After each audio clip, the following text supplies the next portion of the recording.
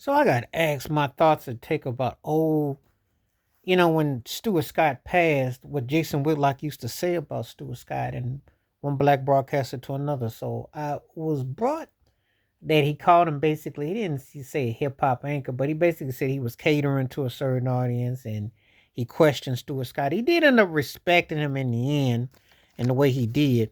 But what did I think about how Jason Whitlock went at Stuart Scott over the years?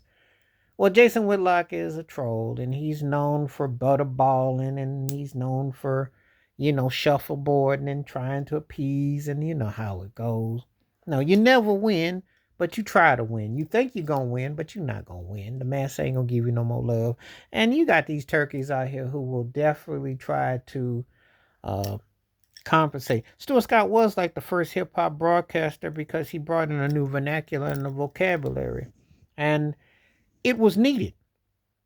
There's a new era of sports that came around. It's like when Mike Tyson to Allen Iverson, and you can put Stuart Scott to that because he broke it in a vocabulary that cats come along could relate to.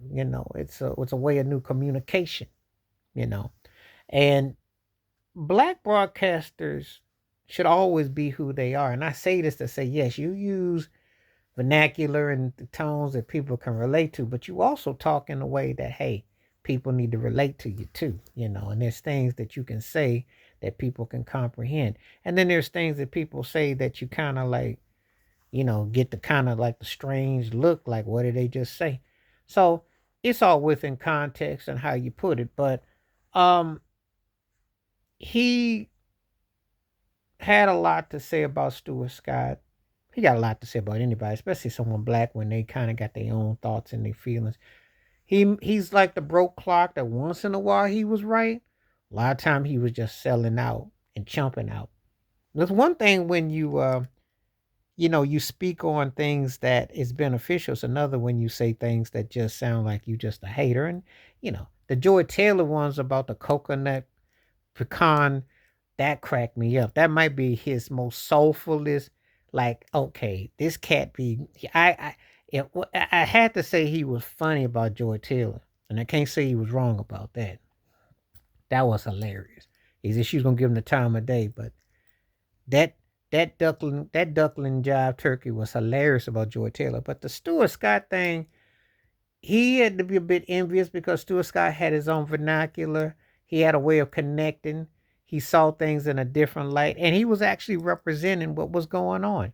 You can't expect someone to talk all fogey and talk in a way that don't connect because sports has changed, the landscape has changed, and people have a way of kind of like um, of saying things that they are relating to.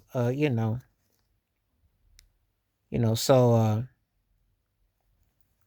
you know, um,